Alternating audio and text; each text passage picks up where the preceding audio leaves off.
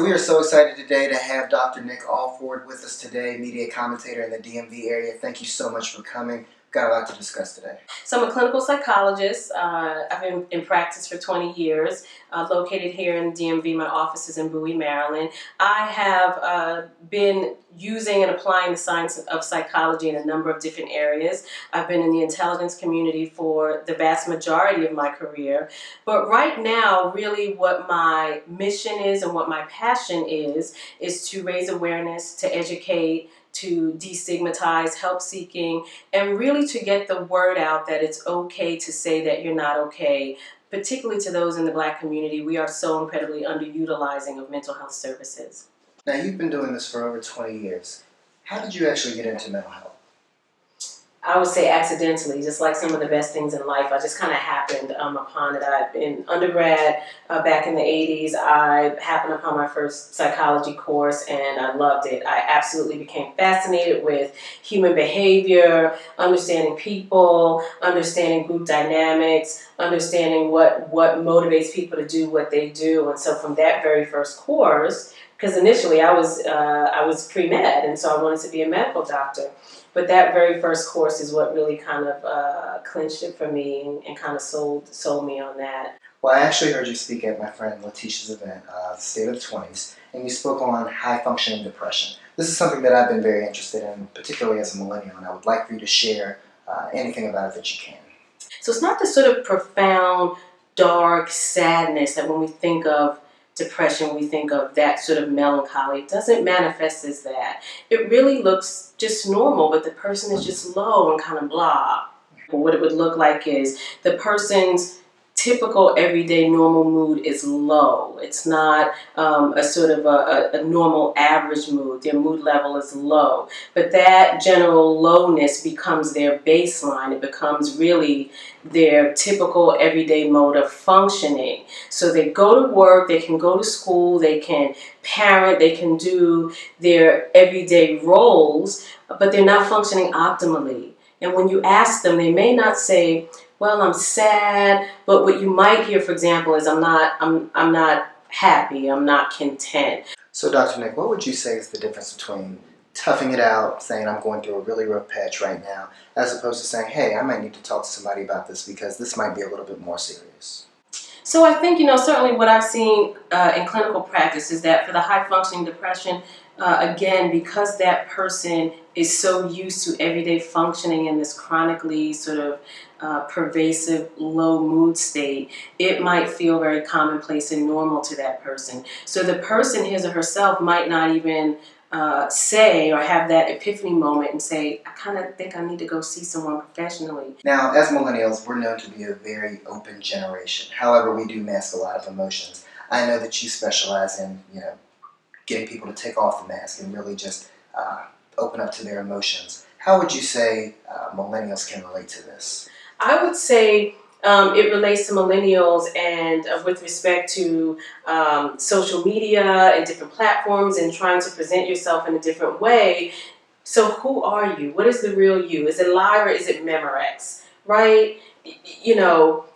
Owning your story, owning your issues, owning where you are, owning your emotions. And you're right, there are many millennials that do that and have absolutely no problem being very open and putting that out there in social media. And then there are other people that do that simply for attention, simply to see what kind of responses they're going to get. But what is the real emotion behind that? And what are the real motives behind that? And so again, the operative question becomes, who are you? And what is really going on for you emotionally? Now, how do you go about doing that? I'm envisioning, you're just sitting down with somebody and saying, hey, what are you going through? Let's walk, just walk us through it, step A. I give you, Dr. Nick, permission to get into my stuff. I understand that in order for you to help me, I'm going to have to be totally transparent and open and honest. Just like any other human interaction, any other relationship, the psychotherapeutic relationship is in fact a relationship. And similarly, just as you would not meet someone off the street and just reveal your inner, deeper, darkest secrets, There has to be trust. Once you establish that and you establish the sort of that grounding and the ground rules, then you can begin to peel back the layers. You have to go backwards in order to be able to propel yourself forwards. And so we go back to childhood. We're looking for the wound. Where did the wound or the wounds occur? Because when we find those wounds, we can do the work around those wounds and heal those wounds and leave it in that place, as opposed to that childhood thing, that issue, propelling itself into your life now, your present now. You know, you have to have life. You have to have a bit of wisdom and a bit of experience, I think, to be really good at this kind of thing. What would you say is the major difference between some of the obstacles that my generation will face as opposed to other generations? We know that there are real issues with those in the younger generations, the millennials or Gen Zers, as some people like to call them, in terms of being able to sustain their attention, right? So we're seeing a lot of attentional difficulties.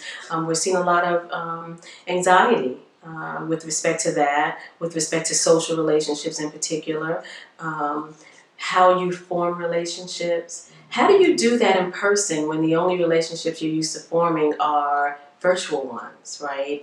And when your only comfort level socially is in a virtual world. How do you segue that from the cyber world to the real world? Because if you can't segue that, if you can't make that shift from virtual relationships to real life ones, then you might in fact find yourself very isolated, very much to yourself, and very socially awkward and not being able to navigate real life situations. So we briefly touched on the social media aspect, and I wanted to ask you, at what point do we really need to take a break from it? There was a study done on Facebook not too long ago where they were only allowing friends to see the negative posts by the people in their community. Now, granted, it was viewed as a cruel, experiment, if you will, but it actually proved to have some validity. And just the way that others affect their everyday lives. So in my experience, it is oftentimes others, maybe parents, maybe roommates, maybe very close friends that look at the person and say, hey, you know what? I've noticed that you're spending 5, 6, 7 hours a day on social media. Or I've noticed that your mood kind of shifts and changes, and that those changes are not, you seem a little sadder, you seem a little bit more down. So I would say that basically a lot of times it's other people who notice those kind of changes in the user of the social media platforms. The second thing that I would say is that we all need to be a bit more self-aware. We have to be a bit more self-aware of how we go into a situation and how we change when we come out of it. Am I getting sadder? Am I feeling down? Is my mood becoming a little bit lower after I get off of Facebook or Twitter or Instagram or whatever?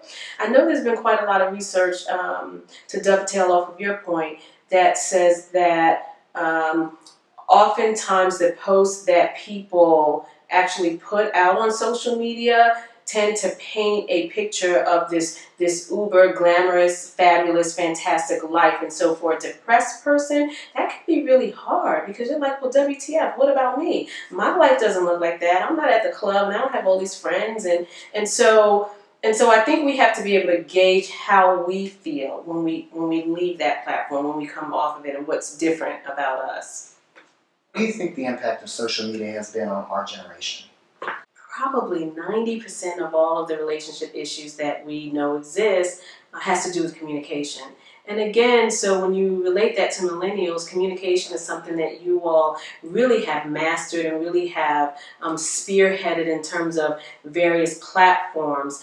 But it is the personal interaction that I think sometimes can be lacking because there's been so much time and attention and dedication being paid to virtual relationships and virtual communication. So a lot of what I deal with is just teaching people how to communicate, how to listen, how to say what you mean, how to mean what you say, how to come across in a way that is genuine and that is authentic, but also that is compassionate and not hurtful. So Dr. Nick, we know that you're very passionate about mental health, but you've also shared your passion about empowering young women. Would you care to speak to that? Sure. So I have a number of projects. I think I spoke a little bit about taking off the mask, and the name of that particular project is Removing the Mask. In terms of empowering our young women, again, just working with women to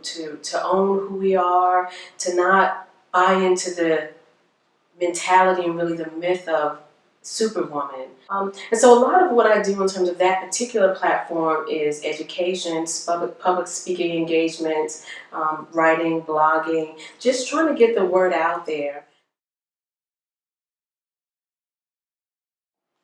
If you or someone you know is going through the motions of life, is feeling down, is feeling like you have been trying to change and you just haven't been able to, I want you to reach out for help. I want you to know that there's help available. There are talented psychotherapists and psychologists and counselors, and of course I'm one of them. If you're in the local DMV area, you can find me at www.thegooddrnick.com. I'm also available on all social media platforms at The Good Dr. Nick.